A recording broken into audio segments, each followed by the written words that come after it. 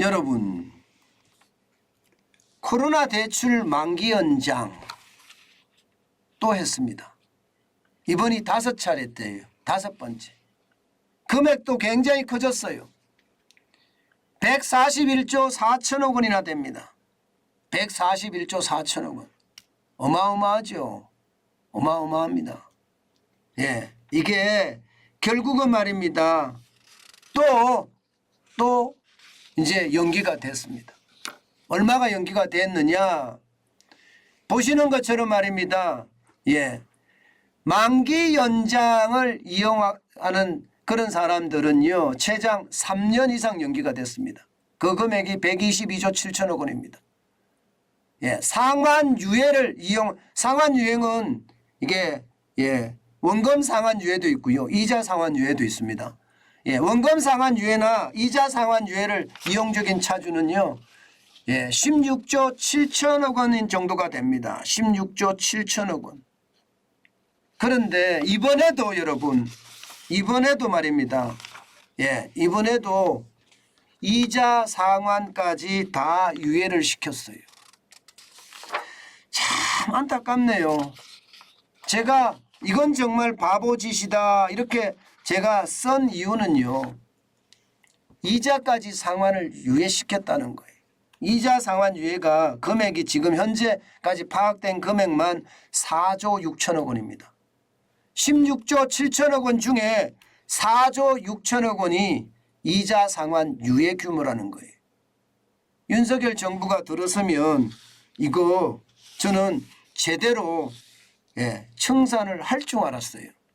그러면서 말입니다. 금융위원회는 굉장히 발빠르게 자영업자 빚 3개월 연체된 사람에 대해서는 적게는 60%에서 많게는 90%까지 탕감한다. 그러면서 새 출발 기금도 만들고 뭔가 열심히 하는 듯.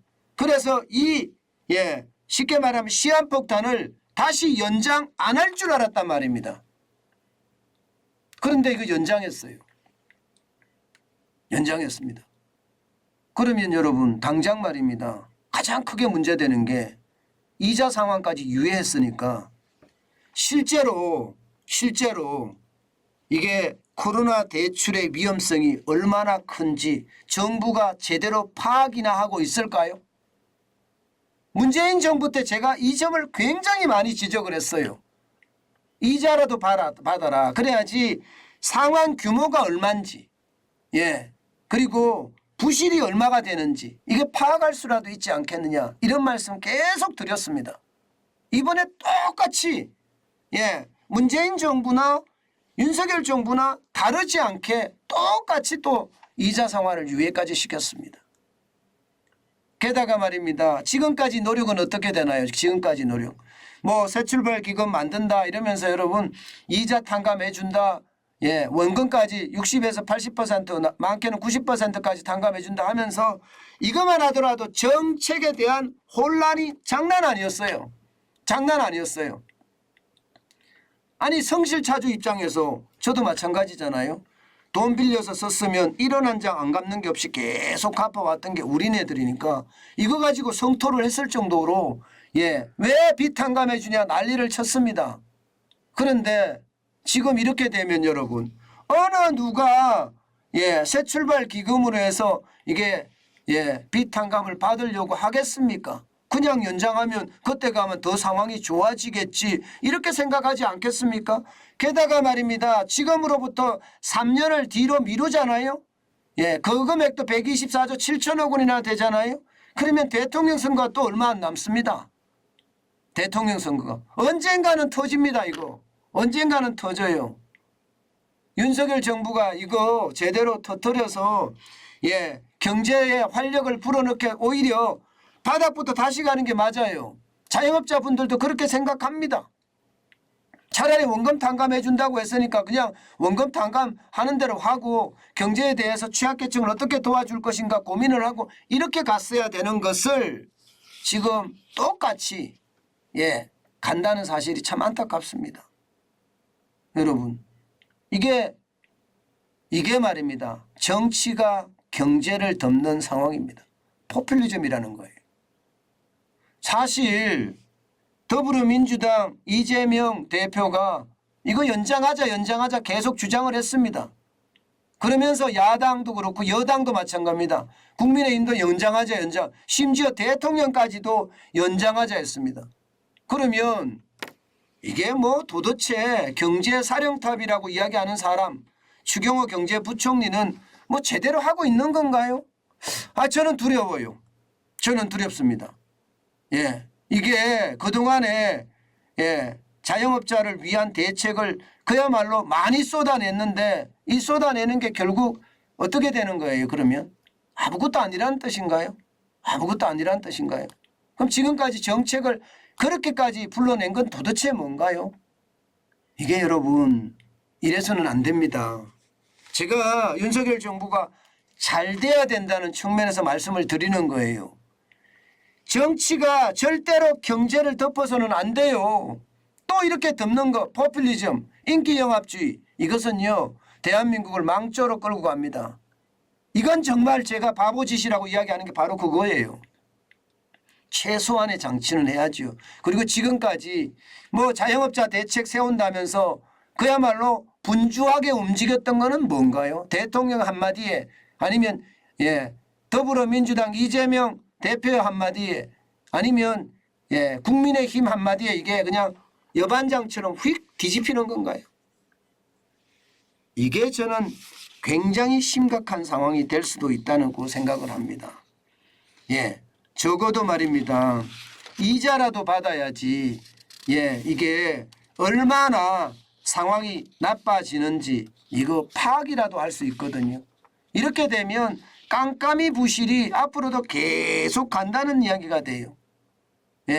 원리금은 물론이고 이자 상환 이렇게까지 안 된다는 것은 한계 차주만 더 늘어날 뿐이지 않겠습니까?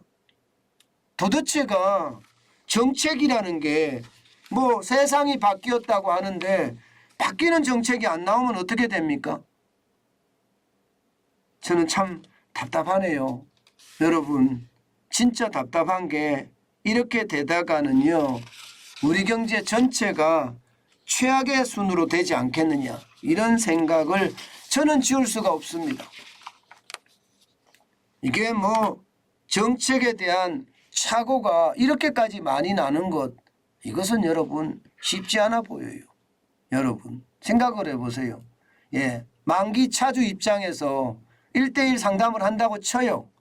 그러면 최대 3년간 만기 연장 추가 지원을 해주는데 최대 3년간 연장을 하겠습니까? 아니면 새출발 기금에 가서 이게 탕감을 받고 그 돈을 갚겠습니까? 어느 누구도 말입니다. 이게 탕감 받으려고 안 할 거예요. 차라리 최대 3년 만기 연장하자. 그때 가서 보자. 이렇게 되는 거예요. 그때 가서 보자. 그리고 상환유예도 마찬가지입니다. 이것도 최대 1년간 상환, 당연히 상환유예로 가는 거죠. 1년간. 게다가 이게 1년간이 될까요, 여러분? 지금이 9월입니다. 내년 9월까지예요. 후년 4월 1일에 국회의원 선거 있습니다.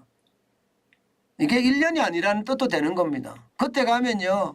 이게 감당이 안 돼. 지금이 가장 적기라고 제가 말씀을 드렸어요.